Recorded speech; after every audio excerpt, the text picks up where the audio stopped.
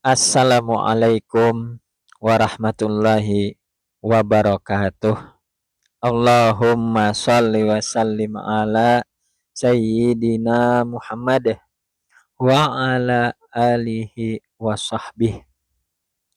Bagian yang ke-41 masih seputar bab Nur Muhammad atau tasawuf mutawasid. Nah, itu tasawuf yang pertengahan. Kemarin bacaan kitab kita itu sampai maka hendaklah engkau misrakan akan Nur Muhammad itu pada wujud dan seluruh batang tubuh engkau. Nah, kemarin sampai di sana. Yang mana saya katakan kemarin, siapa yang memisrakan dirinya kepada Nur Muhammad atau tenggelam kepada Nur Muhammad atau memfanakan diri kepada Nur Muhammad, maka itu adalah semisal dengan sholawat yang tidak berhuruf dan tidak bersuara. Nah, jadi salawat itu tidak hanya bacaannya, tetapi dia juga ada wujudnya bahkan sampai ada amalnya, amal perbuatan. Jadi tidak hanya salawat itu terhenti pada amal bacaan. Adapun amal bacaan itu adalah sesuatu amalan yang tidak bisa ditolak dan semua amal salawat itu pasti diterima. Inilah kelebihan daripada amalan salawat. Jadi kalau kita mau ambil yang untuk bertarekat supaya amal kita itu diterima, maka perbanyaklah membaca salawat.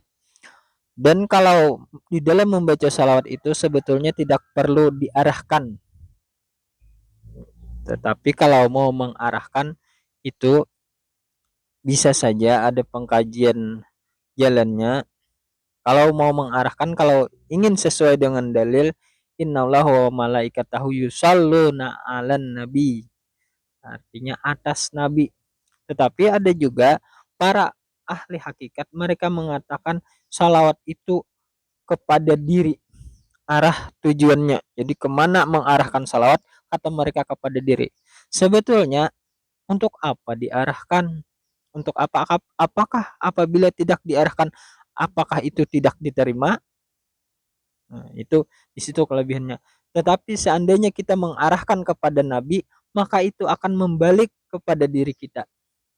Dan seandainya kita mengarahkan kepada diri kita, itu pun kena juga kepada Nabi. Jadi di sini tidak ada yang lepas. Tetapi jika kita bersalawat kepada arahnya kepada Nabi, mendoakan kepada Nabi, di situ akan berganjar 10 seandainya kita menyiram, satu kali menyiram kepada Nabi, maka akan dibalaskan Allah dengan 10 kali siraman. Nah, beda dengan hanya kepada kita. Tetapi kalau kita mengenal bahwa diri kita ini daripada nur Nabi kita, maka itu pun kena kepada Nabi, maka itu pun sama juga. Jadi tidak menjadi permasalahan tentang arah salawat ini kemana, ke diri kita, kepada Nabi, itu sama saja dan sama-sama diterima. Kemudian itu dari segi bacaannya, ini kita mengulas lebih detail lagi karena kemarin tidak cukup waktunya. Yang tentang wujudnya sampai amal perbuatan salawat ini, kemarin saya mengatakan amal itu akhlak. Di dalam akhlak belum kita khususkan yang bagaimana. Jadi apabila sampai kepada wujud salawat, ini orangnya yang dimaksud dengan salawat, yang salawat tidak berhuruf bersuara ini maksudnya adalah salawat yang non-stop. Jadi kalau ingin bersalawat yang terus menerus, itu adalah menenggelamkan diri kepada Nur Muhammad Sallallahu Alaihi Wasallam. Bermula adanya diri kamu yang kenyataan daripada Nur Muhammad, maka itulah salawat yang tiada putus-putusnya itu. Kemudian amal salawat ini kalau kita meninjau dari segi bacaannya, Allahumma sholli ala Muhammad, ya Allah limpahkanlah kesejahteraan kepada Muhammad, yang mana di dalam bacaan kita semalam, maka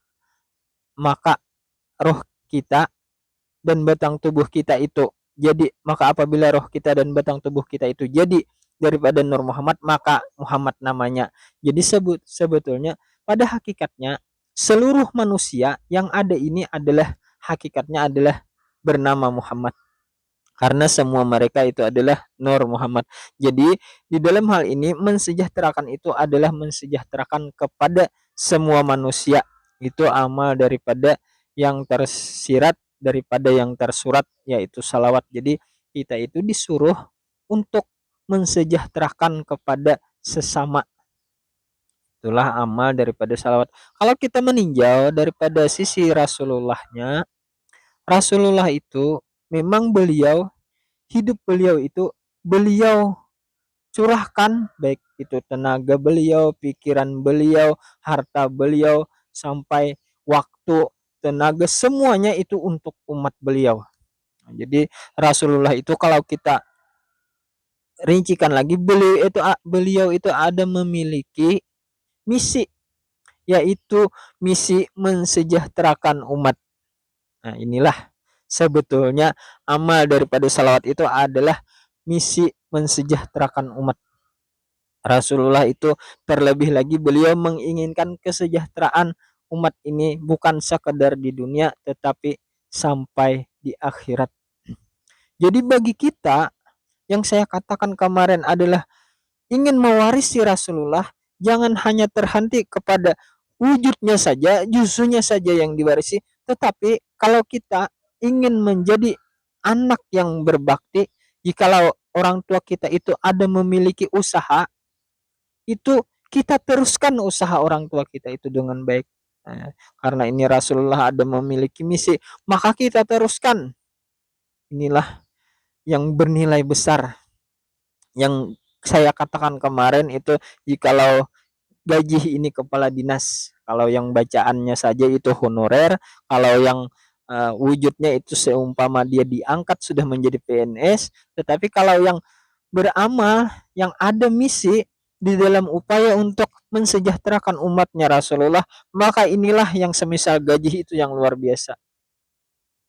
Maka inilah yang benar-benar mewarisi. Inilah yang Rasulullah itu akan berbangga, ini yang meneruskan perjuanganku.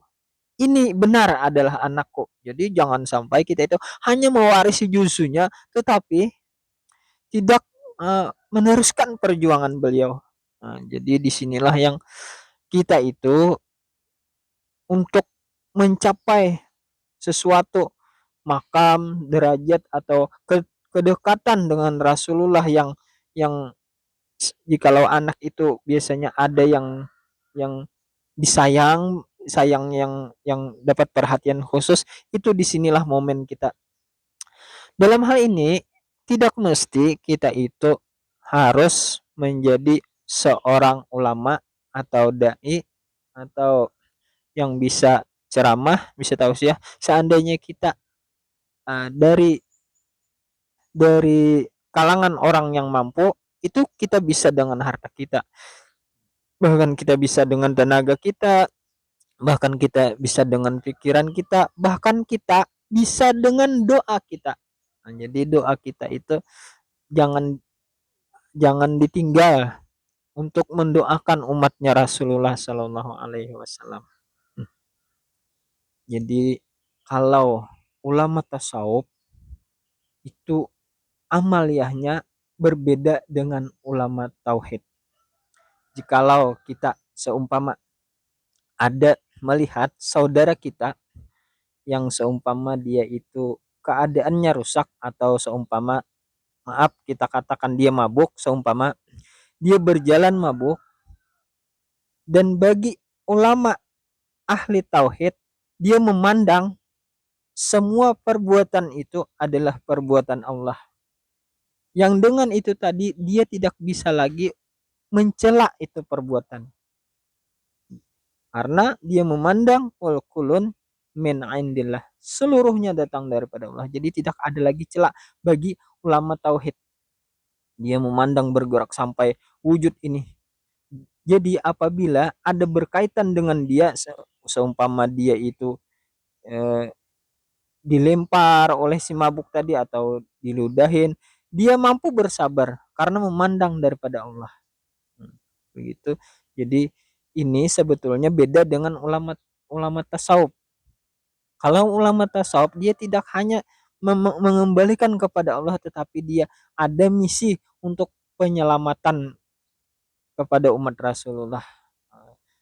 Paling tidak pada ketika dia melihat itu, dia membaca salawat, dan salawat itu secara otomatis dia hadiahkan kepada yang dilihatnya. Jadi tidak hanya untuk sekedar diri diri sendiri supaya tidak ada mencela, supaya tidak supaya bisa sabar kalau kalau ada permasalahan dengan orang tersebut. Tetapi kalau ulama tasawuf ini dia jariahkan, baik itu nanti kata-katanya, baik dia itu eh, apa itu kalau bisa dengan tenaganya dia akan berusaha karena itu adalah saudaranya. Hmm, Ini sudah jauh daripada orang yang melihat sesuatu aib orang itu yang mencela. Ini sudah jauh. Orang tauhid tidak mencela, orang tasawuf malah membantu. Malah jikalau rasa persaudaraannya kuat, dia melihat tetangganya atau di jirannya ada seseorang yang dia itu merasakan bersaudara, dia malah malah bersedih. Dia malah ingin sekali mengangkat mengangkat dari lumpur kehinaan itu. Jadi sehingga ada daya atau upayanya untuk menghentikan hal yang termasuk di dalam kemaksiatan itu. Sepaling tidak dia akan mendoakan. Melihat yang demikian, ya Allah, mungkin doa saja lagi nanti, ya Allah, ampuni dia, beri dia petunjuk, bacakan salawat dan hadiahkan kepada dia. Yang inilah yang akan dibanggakan oleh Rasulullah. Inilah yang mewarisi daripada eh, tabiatnya Rasulullah yang ingin kita itu ingin sesama orang Islam itu ingin selamat bersama, ingin maslahat bersama, ingin sejahtera bersama, dan kalau perlu kita ingin berada di surga yang sama. Jadi sebagaimana kita berkumpul di dunia, mudah-mudahan kita menginginkan pula berkumpul di surga. Nah, jadi itu ada perbedaan daripada ahli-ahli tasawuf dengan ahli hakikat. Hmm. Kalau ahli tasawuf itu sebetulnya dia itu akan menjadi rahmat bagi sekitarnya. Jadi sebetulnya jikalau orang sudah terlalu kuat nurnya itu bahkan bisa menimbulkan radiasi yang keluar.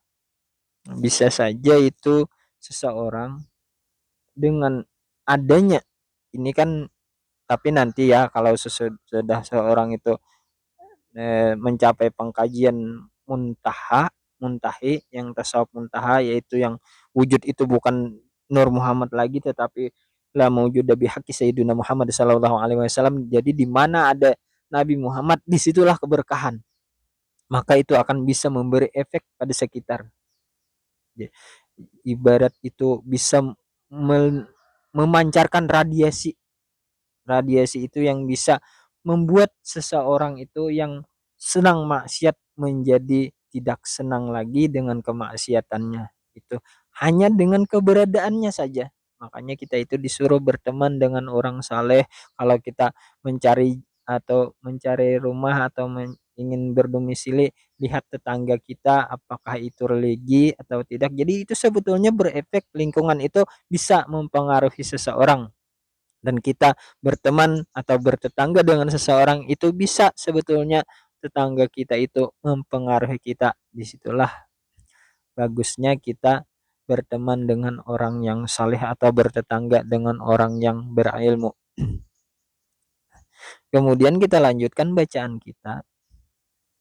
Kepada sekalian kainat, insya Allah Ta'ala engkau akan melihat akan keilukan zat wajibal wujud lagi suci adanya.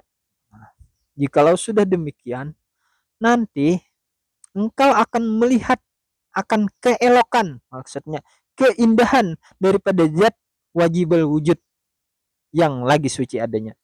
Jadi zat wajibal wujud itu ada dua. Ada versi azali, ada versi tajali. Ini menurut sudut pandang tasawuf. Versi azali yaitu adalah zat Tuhan kita yang eh, yang azali, maksudnya yang semata-mata zat itu, yang kemarin di dalam kupasan martabat ahadiyah itu, yang di dalam bagian berapa itu saya lupa. Di situ ada saya kupaskan tentang zat zat semata-mata, nanti itu akan bertajali, tidak menutup kemungkinan nanti sepaling tidak itu pada saat sakaratul maut, mungkin sepaling tidak zat Tuhan itu akan bertajali. Wah, kayaknya ini Nabi Musa saja, ya kan, Nabi Musa itu tidak sanggup. Nah, jadi pada ketika rinciannya begini, Tuhan bertajali, sebetulnya Tuhan itu dimaksud bertajali itu bukan berada dari apa, tiada berada ke hadapan, padahal sebetulnya zat Tuhan itu senantiasa ada di mana-mana. Hanya saja kita yang tidak melihat, maksudnya begitu. Jadi dengan ilmu pengenalan yang di bab ahadiyah yang saya katakan itu, di situ kalau kita sampai pengenalan kepada ma'rifat yang tahqiq itu, kita akan mengenal. Kalau perinciannya begini, pada saat ketika Tuhan itu bertajali, itu semua yang ada ini akan sirna, hilang. Bukan hanya gunung Tursina yang hancur, tetapi semua yang ada, hanya kosong yang ada. Tetapi di situ kita akan melihat keindahan yang luar biasa. Di situ itu kalau sakaratul maut itu, seseorang itu kalau dia mengenal itu, atap rumah itu tidak ada lagi terlihat. Jikalau malam itu seumpama malam yang gelap gulita, pada ketika itu yang zat yang wajibal wujud itu laksana bulan 14, bulan purnama yang paling terang itu bulan bulan purnama begitu. Jadi seperti itu yang secara tajali, yang azalinya. Tetapi kalau yang tajalinya itu kita akan bertemu, kita akan melihat Nabi Muhammad itu. Jadi yang tajali itu sebetulnya adalah Nur Muhammad, tajali yang keelokan. Kan ada Tuhan itu ada, dia memiliki sifat jalal, jamal, kahar, kamal. Jalal, dari yang jalal itu terciptalah gunung, langit, bumi, laut, itu sifat jalal, dari sifat jalal. Dari sifat jamal itu terciptalah surga, segala keindahan-keindahan pelangi, mungkin termasuk wanita, bidadari begitu, baik bidadari itu bidadari surga ataupun bidadari dunia. Itu tercipta dari keelokan. Kemudian ada sifat kahar, di sanalah tercipta neraka mungkin. Ada juga kalau di dunia itu seperti gempa bumi, itu daripada kahar Tuhan. Eh, Seperti tsunami, badai, apa itu, bencana-bencana alam itu. Kemudian yang kamal itu adalah wujudnya nabi kita. Jadi satu saja sebetulnya kesempurnaan Tuhan itu, yaitu ada pada nabi kita. Jadi dari sifat kamal itu, itulah menjadi adanya diri nabi kita. Nah, jadi kita akan melihat kalau kita sering musyahadah ini, sebetulnya kalau yang itu tadi sebetulnya dengan ilmu ma'rifat yang bab ahadiyah, nanti cari saja di bagian berapa itu, bagian 10 apa 11 begitu. Nanti cari saja. Jadi seseorang yang dia itu sering memusyahadahkan kepada Nur Muhammad, insya Allah Ta'ala yaitu akan melihat akan keelokan zat wajibal wujud yang lagi suci adanya. Maksud suci di sini kalau yang zat yang ahad itu suci daripada berjisim dan jirim jihad arat, tetapi kalau yang kepada tajalinya ini, beliau memiliki hati yang suci dan perbuatan yang suci.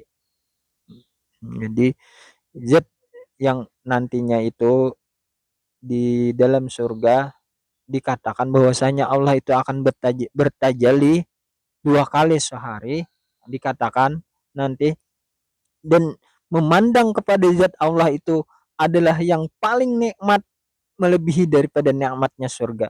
Itu nanti akan dinanti-nanti zat Allah Ta'ala itu. Tetapi di dalam paham tasawuf mereka mengatakan itu adalah Rasulullah yang berkunjung kepada ahli surga. Di situ. Jadi siapa-siapa saja yang bertemu bermimpi dengan Rasulullah itu sebetulnya pemandangan itu dia akan merasakan teramat nikmat. Kalau penciuman dia akan merasakan harum yang luar biasa. Jadi beda ini dengan sesuatu yang biasa, itu adalah sesuatu yang luar biasa. Jadi beda. Terus kita baca kelanjutannya. Karena tubuh kita yang kasar ini sekali-kali tiada dapat mengenal Allah Ta'ala. Nah, jadi jikalau tidak dengan nur itu juga kita akan mengenal. Jadi dengan pada hakikatnya kalau orang sudah menenggelamkan diri kepada Nur Muhammad itu sebetulnya dia akan ilmu pengenalan rahasia-rahasia itu akan terbuka dengan sendirinya. Karena ia melainkan dengan Nur Muhammad juga. Nah, di sini dikatakan begitu. Maka barang siapa ia membesarkan Nur Muhammad dan memusyahadahkan akan Nur Muhammad adalah semisal atau sama saja ia membesarkan Tuhannya dan memusyahadahkan Tuhannya. Jadi siapa-siapa yang musyahadah kepada Nur Muhammad, maka semisal ia musyahadah kepada Tuhannya. Di situ dikatakan. Kita lihat alasannya, karena akan kezahiran dan akan kenyataan bagi wujudnya. Di situ. Jadi siapa saja yang menenggelamkan dirinya kepada Nur Muhammad, maka sama saja dia itu menenggelamkan dirinya kepada Tuhannya. Jadi di sini seolah-olah cukup kita kepada Nur Muhammad. Siapa yang berpegang kepada Nur Muhammad, sama dia berpegang kepada Tuhannya. Siapa yang menyatakan dirinya Nur Muhammad, sama dia menyatakan dirinya akan ketuhanannya. Nah, siapa yang musyahadah, siapa yang membesarkan, siapa yang memisrakan dirinya kepada Nur Muhammad, sama dia, karena akan kezahiran atau kenyataan bagi wujudnya. Jadi maksudnya tiada lain. Jadi siapa yang sampai kepada Nur Muhammad, maka itu semisal dia sampai kepada Tuhannya. Nah, jadi di dalam bab tasawuf itu Nur Muhammad itu, tasawuf yang atas ini menyatakan bahwasanya Nur Muhammad itu bukanlah dia hanya sebatas sifat, tetapi di sana di Nur Muhammad itu ada juga zat, sifat, asma dan af'al. Jadi ibarat tajalli itu dia secara mujmal. Apa itu mujmal? Menyeluruh. Jadi Nur Muhammad ini bukan sebagian. Jadi kalau kita katakan yang dimaksud zat Tuhan, diri Tuhan itu, zat itu diri, maksudnya dia adalah diri Nur Muhammad itu. Nah, jadi hanya bedanya azali dengan tajalli. Jadi kata orang zat itu diri, tetapi diri siapa? Makanya zat itu dikatakan ismun amun. Apa itu ismun amun? Nama yang umum. Masih belum jelas dinyatakan yang dimaksud dengan zat itu. Contoh kalau amun itu umum itu, zat itu seumpama daging. Apakah dia itu daging sapi, daging kambing, daging ikan, daging kelinci? Itu masih umum. Kalau kalau cahaya, apakah dia itu cahaya matahari, cahaya listrik, cahaya lilin, cahaya kunang-kunang? Masih umum. Tetapi kalau kita mau memberanikan diri menyatakan, ulama tasawuf menyatakan, nah, zat itu adalah diri Nur Muhammad. Nah, begitu. Makanya ini secara mujmal. Makanya ada yang mengatakan Nur Muhammad itu kadim. Karena Ini kadim idapi karena disandarkan kepada zat Tuhan. Karena kenyataannya, makanya bukan hanya Nur Muhammad itu dikatakan khalaqah, dicipta, tetapi dia adalah uh, sebenar-benar Nur Muhammad itu adalah dia itu sifat hayat, tetapi tiada lain daripada zat. Jadi sifat di sana nanti dinyatakan bukan apa itu, bukan terbit, tetapi sifat adalah mausuf. Jadi sifat dan zat itu adalah mausuf. Dan jikalau seumpama dua, ada zat yang azali dan yang tajali, maka ini perhimpunannya bukan kembali kepada yang azali, tetapi ini menyata kepada yang tajali. Nah, jadi siapa saja yang dirinya itu sampai kepada Nur Muhammad, maka dia itu sampai kepada Tuhannya. Ini tasawuf.